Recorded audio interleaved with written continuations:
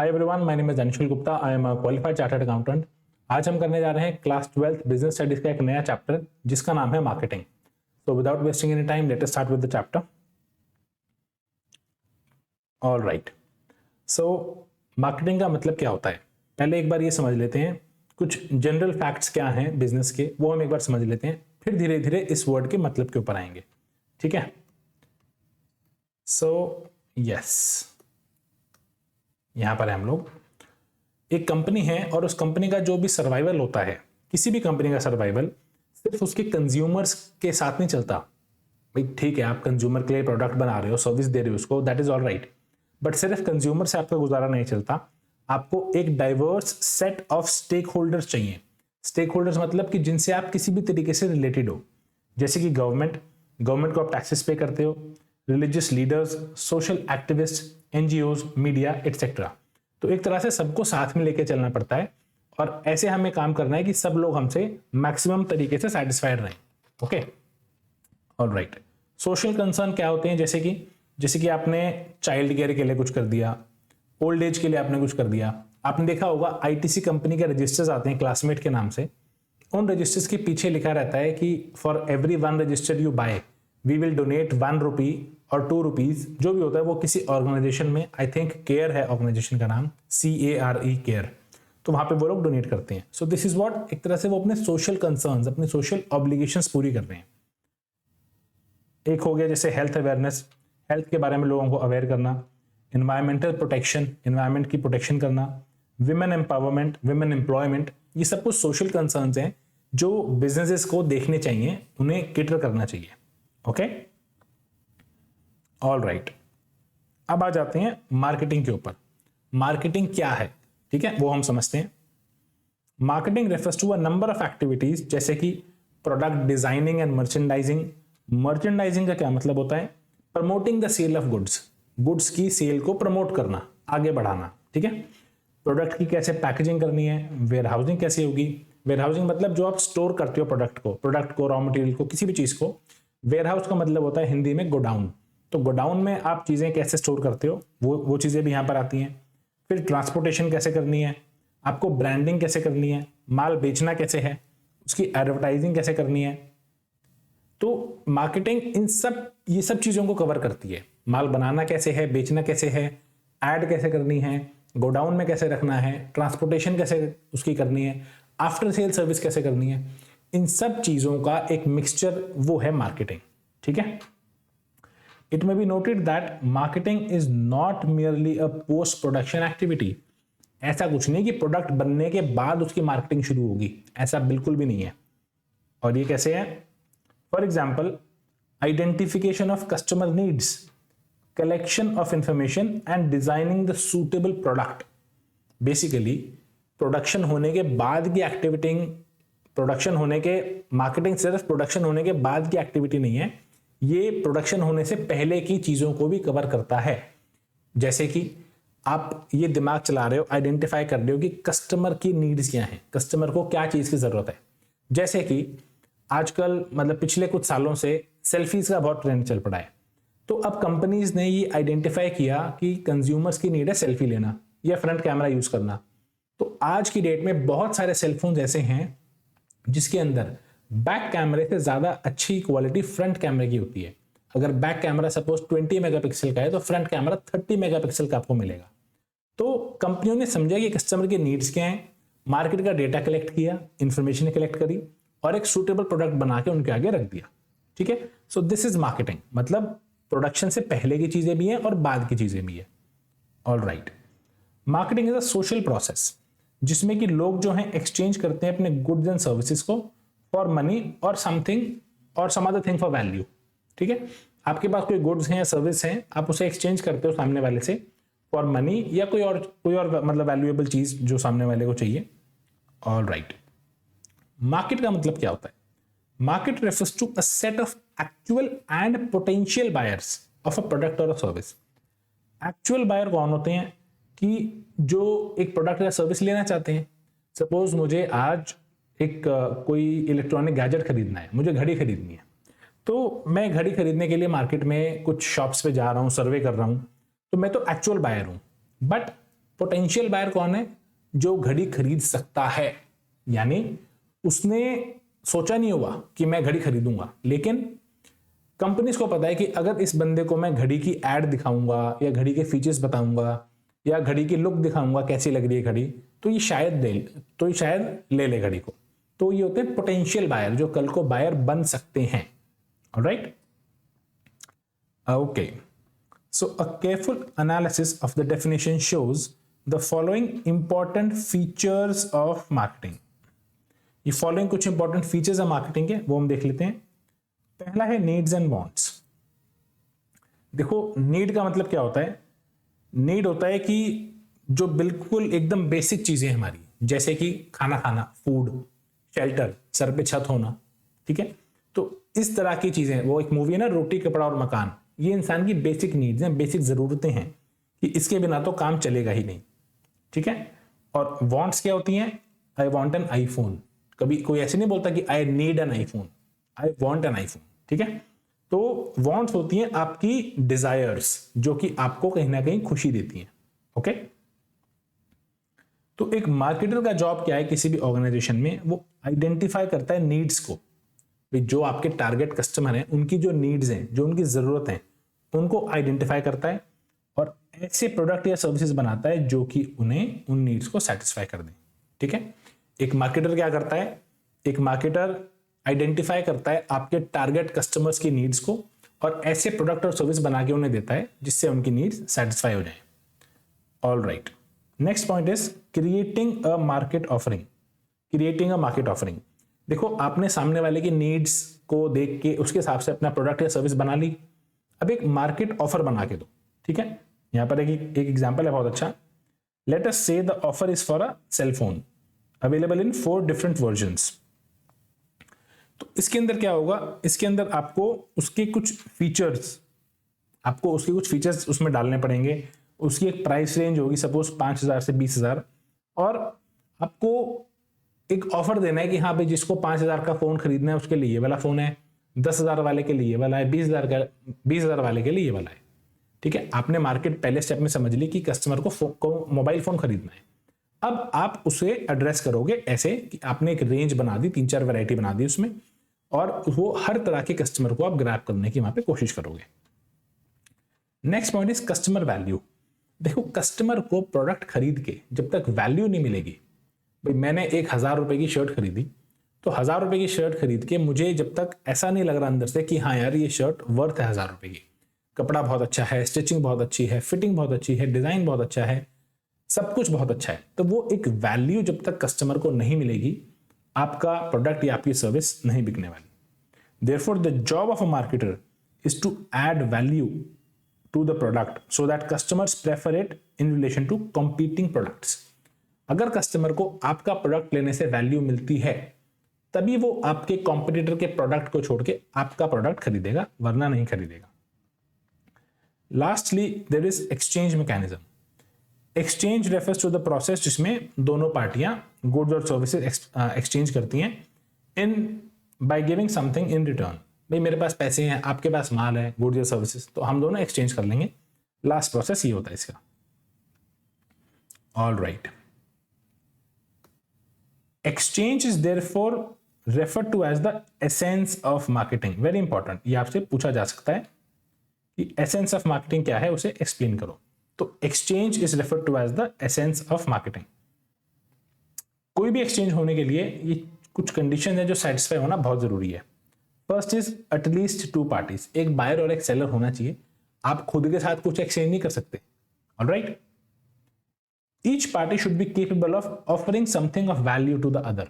एक पार्टी दूसरी पार्टी को कुछ ना कुछ वैल्यूएबल दे रही हो, कुछ गुड या सर्विस उसे वर्थ होनी चाहिए उसकी। Okay, each party should have the ability to communicate and deliver the product and service. एक दूसरे को आप कम्युनिकेट कर पाओ कि देखो जी ये मेरा माल है, ये मेरी सर्विस है, और आप उसे डिलीवर भी कर पाओ। Each party should have the freedom to accept और reject the other party's offer. भाई आपने मुझे एक शर्ट के बताए 1,000 रुपए, मेरे पास ऑफर है कि मैं उसको खरीदूं या नहीं खरीदूं। कोई जबरदस्ती नहीं कि मुझे खरीदनी ही खरीदनी है। हो सकता है मुझे महंगी लग रही हो तो मैं ना खरीदूं उसको। The party should be willing to enter into a transaction. इसमें कुछ कीवर्ड्स हैं वो मैं आपके यहां मार्क कर देता हूं।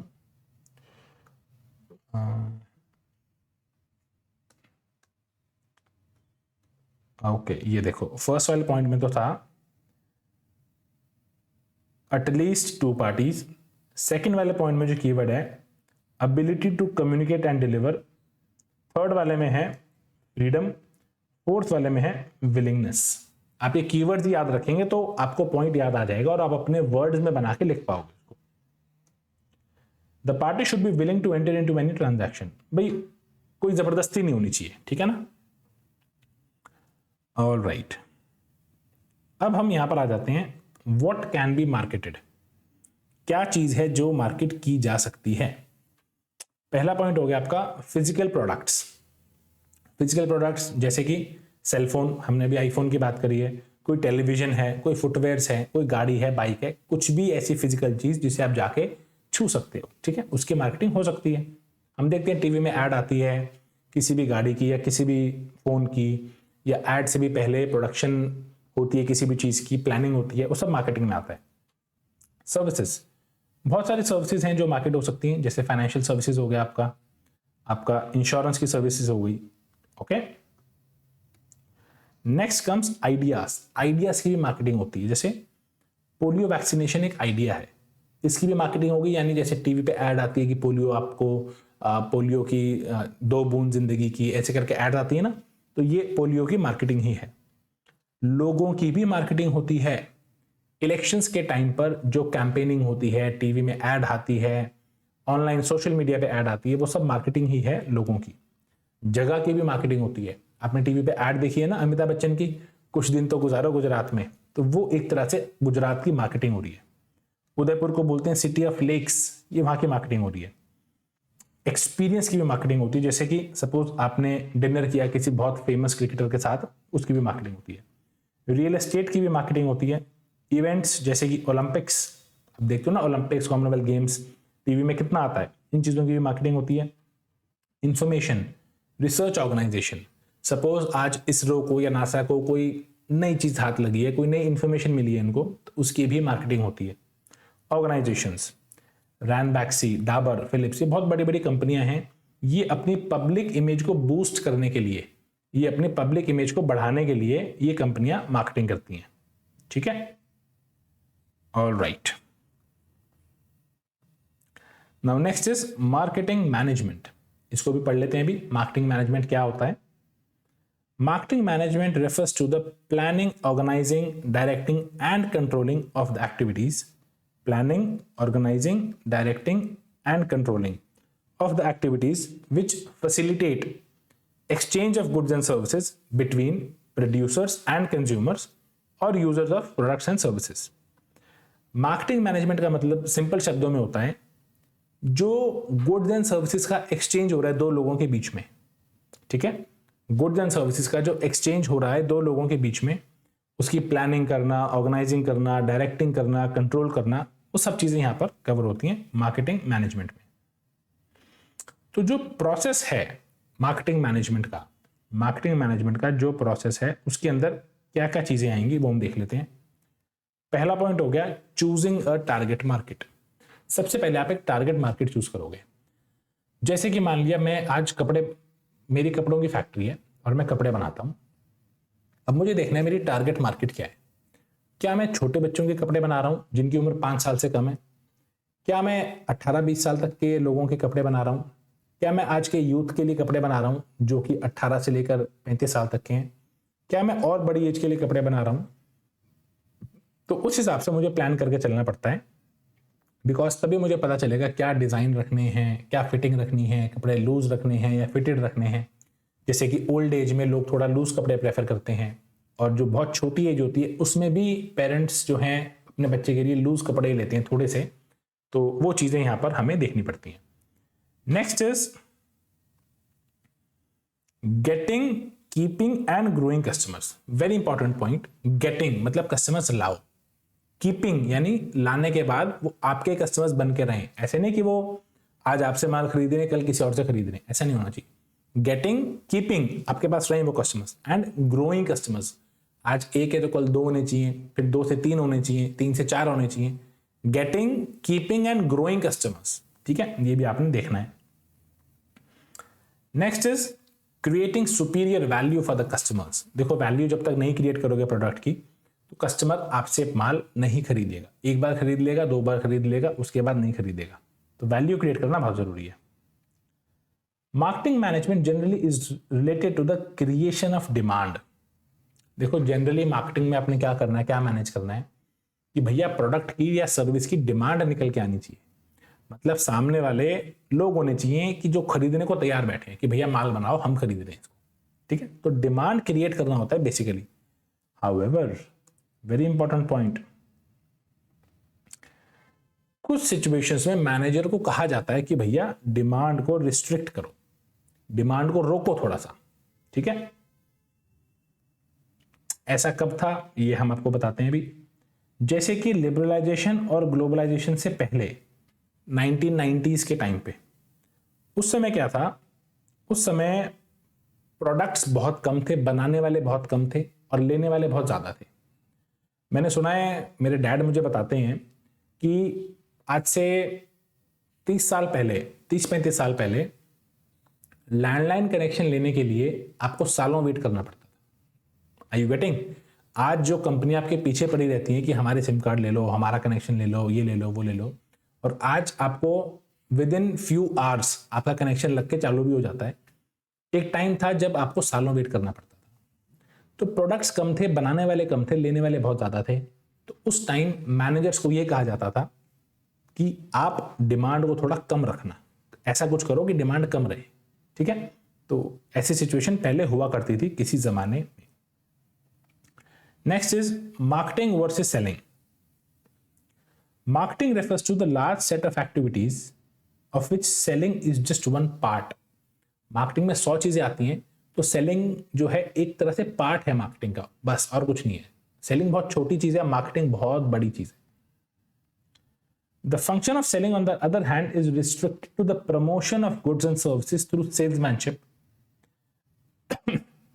advertising, publicity, and short-term incentives. Selling basically ये कहता है कि भैया goods and services को प्रमोट करो और माल बेचो, जैसे मर्जी बेचो, मुझे नहीं पता।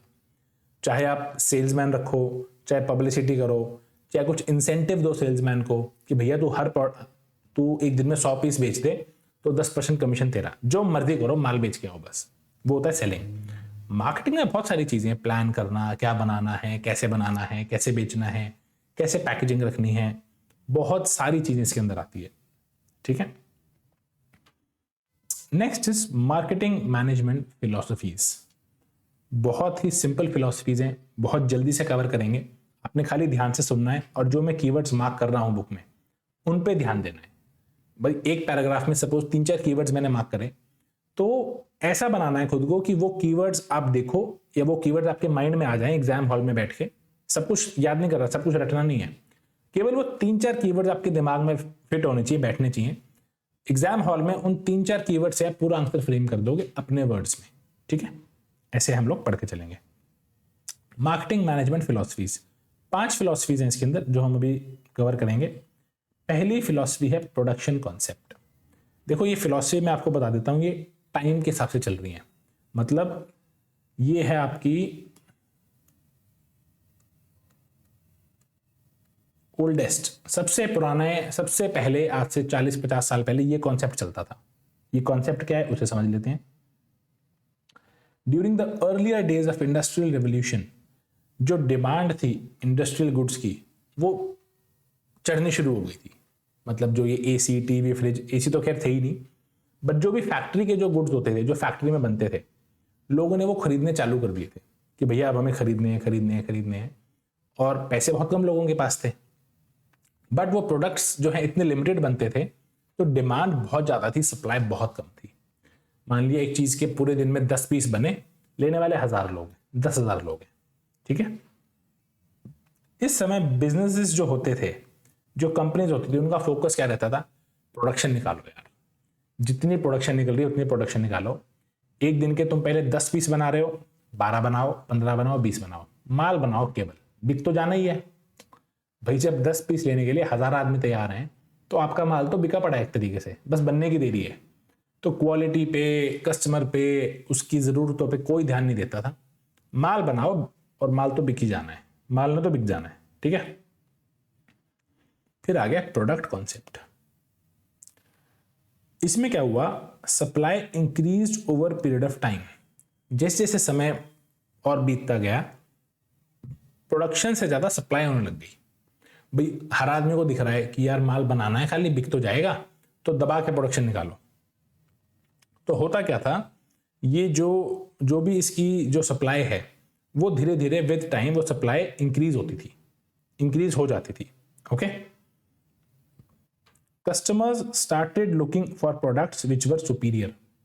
भाई हर आदमी माल बनाने लग गया, बहुत लोग थे जो फैक्ट्री लगाने लग गए, क्योंकि उन्हें पता था कि भैया जो बनाएंगे माल तो बिक ही जाएगा।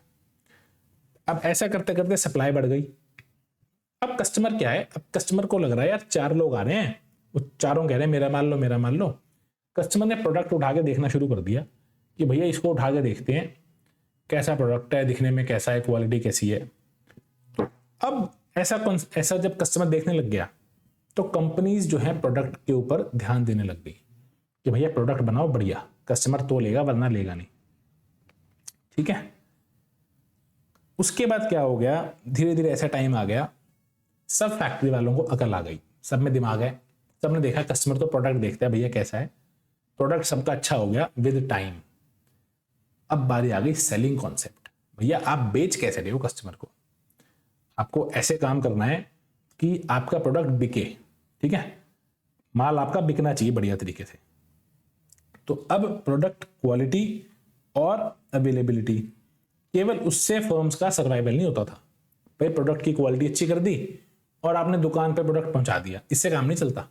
सेल्स, आपको माल बेचना कैसे है, कस्टमर को पटाना है आपको, मतलब कि भैया ताकि वो आपका माल खरीदे।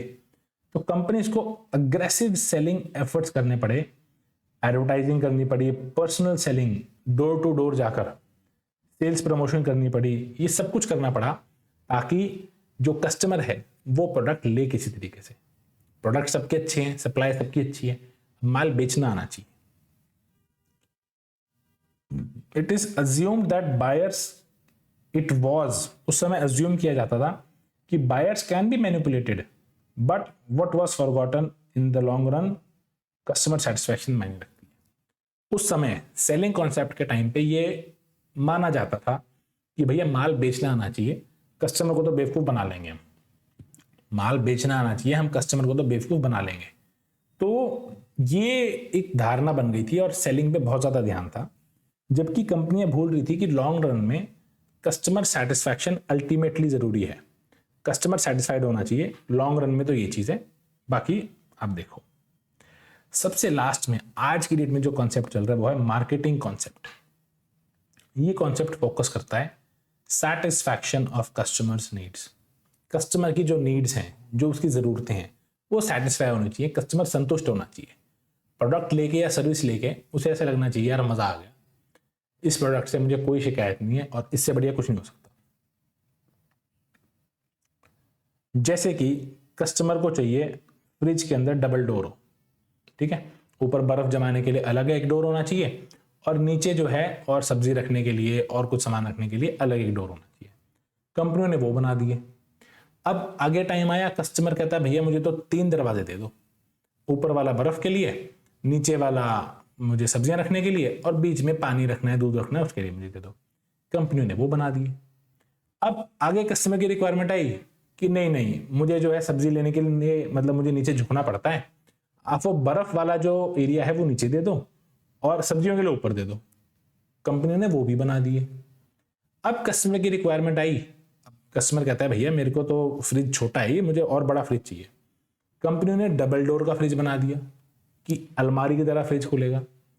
तो बेसिकली कस्टमर की जरूरतों के हिसाब से प्रोडक्ट को मॉडिफाई करना पड़ता है आपको मार्केटिंग टेक्निक में। Identify a need and fill it, जरूरत पहचानो और उसे फिल कर दो। Alright, marketing concept is based on the following pillars. ये पिलर्स हैं बेसिकली, जिन पिलर्स के ऊपर मार्केटिंग कॉन्सेप्ट खड़ा है। सबसे पहले आइडेंटिफिकेशन ऑफ मार्केट और द कस्टमर। भाई आप देखो आपका कस्टमर कौन है। आपका कस्टमर एक लो बजट वाला आदमी है, जैसे मारुति की गाड़ी है, बेस्ट एग्जांपल है मारुति की गाड़ी। मारुति की लंबी गाड़ियां आजकल पिछले 2-3 सालों से बिकने लग गई हैं, बट मारुति का जो एरिया है, जो डोमेन है मेन, वो मारुति को सेल्स आती है वैगनार से, स्विफ्ट से, बलेनो से। इन गाड़ियों से मार्केट को मतलब मारुति को जबरदस्त सेल्स आती है। तो मारुति का प्रीमियम कस्टमर है जो 10 लाख से नीचे की गाड़ी लेता है, मेन कस्टमर वो है उसका। अब आ जाते हैं मर्सिडीज पे। मर्सिडीज भी गाड़ी बनाता है बट उसकी मार्केट दूसरी है। मर्सिडीज की वो वाले कस्टमर है जिनको 30-40 लाख रुपए से ऊपर ही गाड़ी लेनी है। तो अपनी मार्केट को और अपने कस्टमर को पहचानो कि आप क्या बना रहे हो, किसके लिए बना रहे हो। क्लैरिटी होनी चाहिए माइंड के अंदर। Understanding needs. मारुति ने देखा जो आदमी 10 लाख से नीचे की गाड़ी ले रहा है वो मिडिल क्लास का आदमी है, उसको चाहिए गाड़ी में एवरेज। मारुति ने एवरेज पे फोकस किया और इसलिए मारुति आज इंडिया का नंबर 1 कार मेकिंग कंपनी है।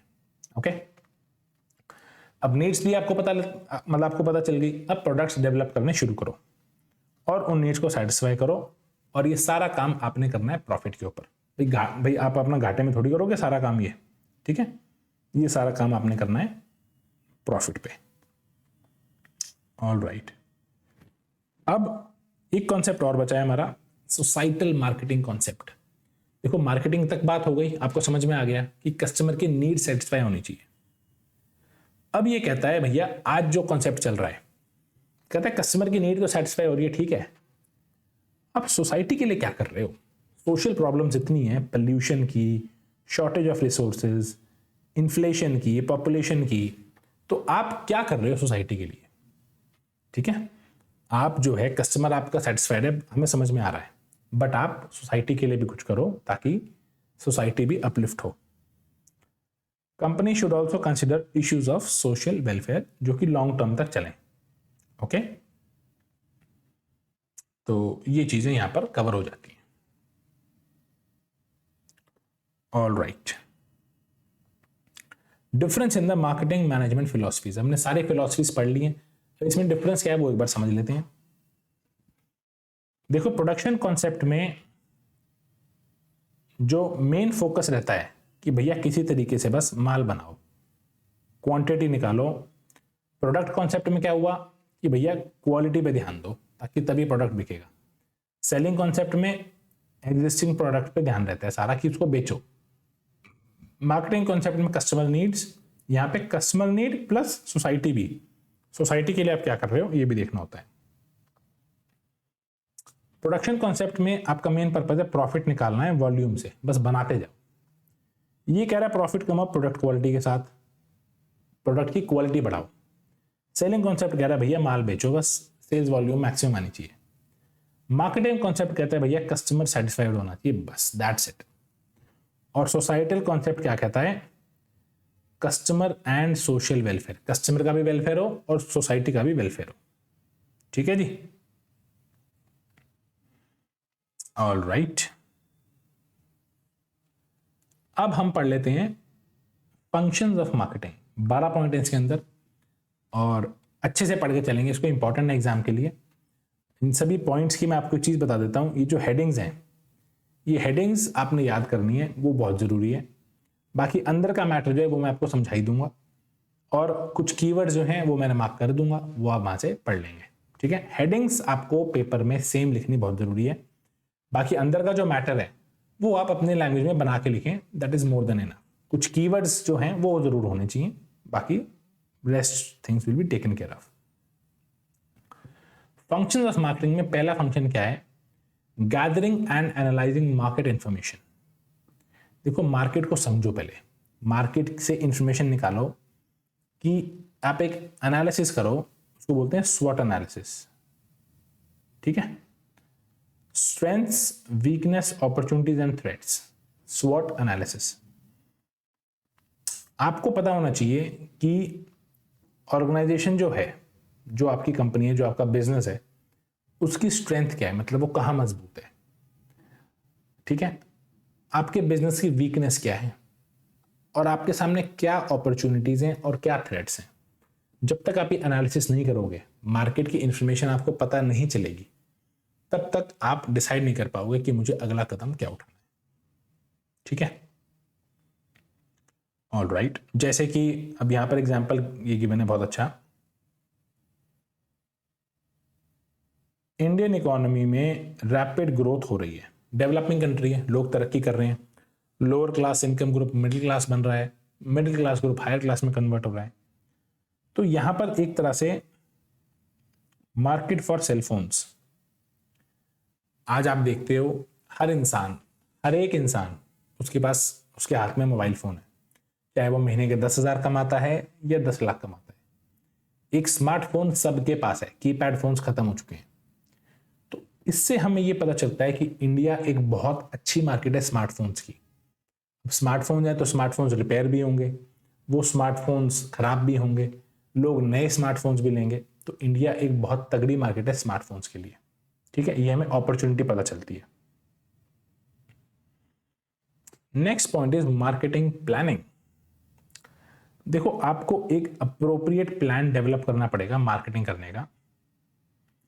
फॉर एग्जाम्पल, अगर कोई कंपनी है जिसका जो टीवी बेचती है और उसका पूरी टीवी की मार्केट में 10% शेयर है कि भैया साल में 1 लाख टीवी बिकते हैं और 10,000 टीवी ये वाली कंपनी बना के बेचती है, और अगर वो एम कर रही है, उसका गोल है कि मुझे 20% पे जाना है, मुझे इसको 20% पे लेके जाना है अगले 3 साल के अंदर अंदर, तो आपको उसके अकॉर्डिंग अपने प्लान्स बनाने पड़ेंगे।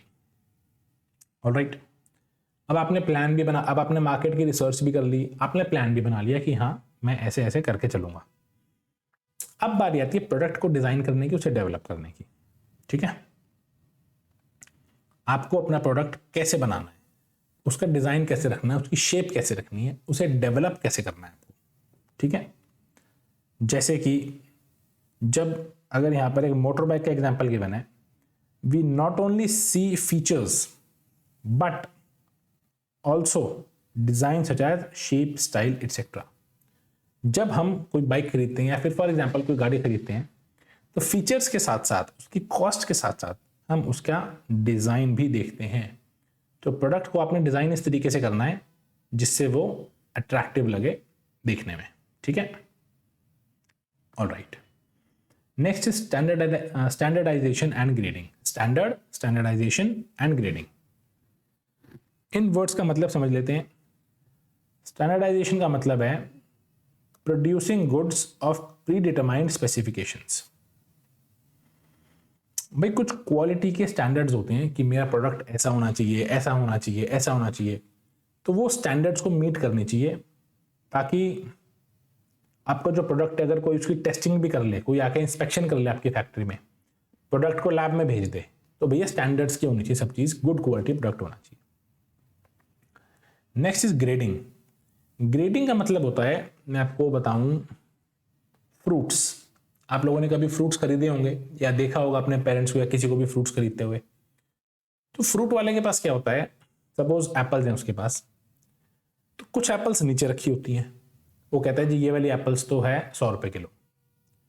उसके ऊपर कुछ एप्पल रखी होती हैं जो देखने में उससे अच्छी होती हैं, साइज उससे अच्छा होता है उसके पास, उसका शाइन होती है एप्पल्स में, वो एप्पल्स होगी 150 रुपीज पर केजी।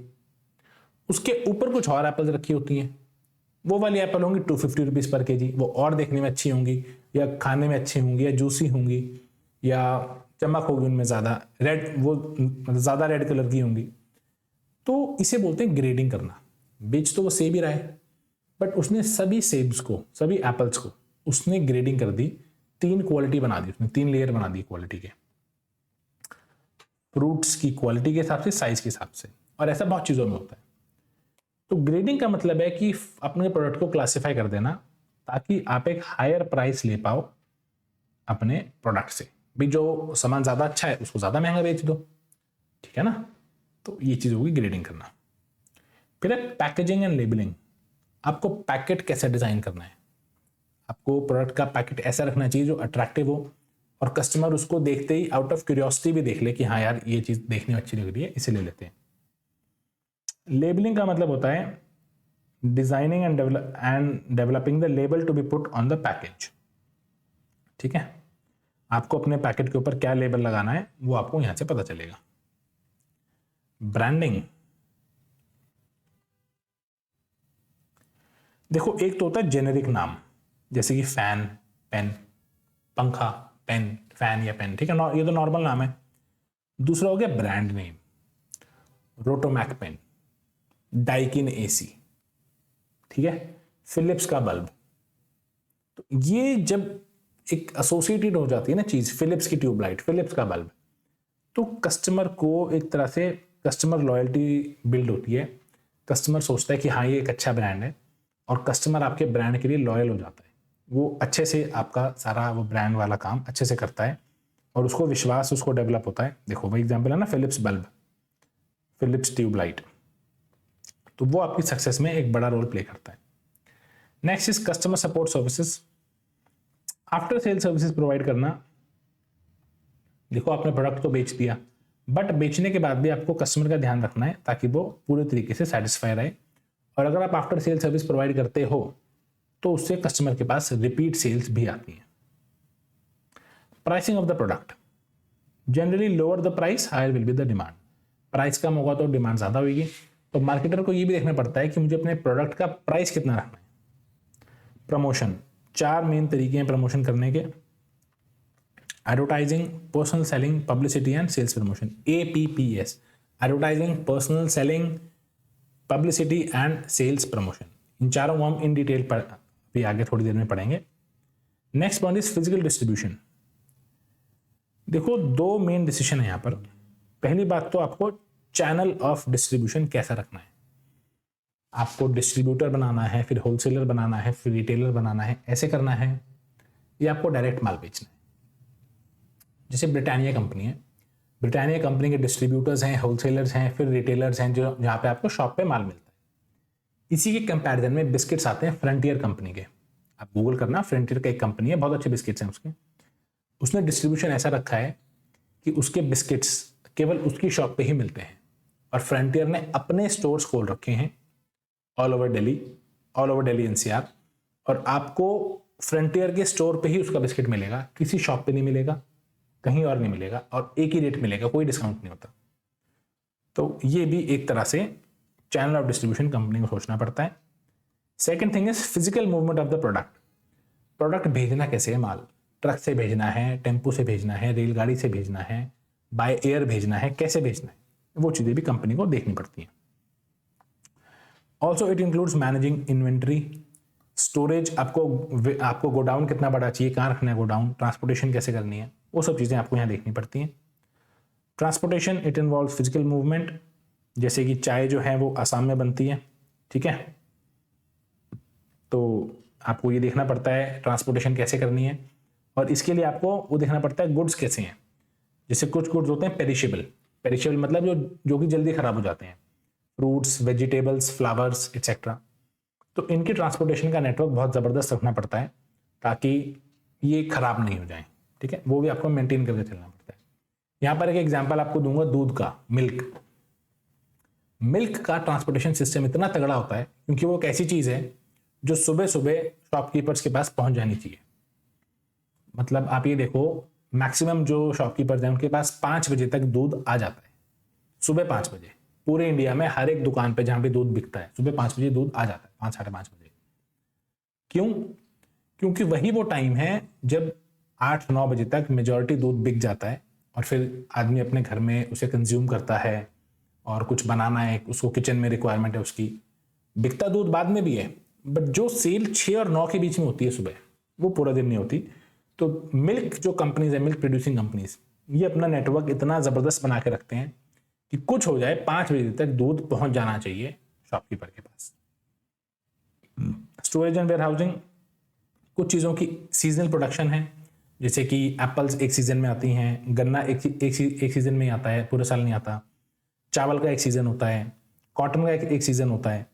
तो उस केस में आपको प्रॉपर वेयरहाउसिंग रखनी पड़ती है, क्योंकि सपोज एक किसी चीज़ का सीजन है जनवरी टू मार्च, तो वो तो उसी टाइम पे आएगी ना, तो आपको जनवरी टू मार्च वो चीज़ खरीद के स्टॉक में रखनी पड़ेगी ताकि बाकी के साल भी आप उसे बेच पाओ।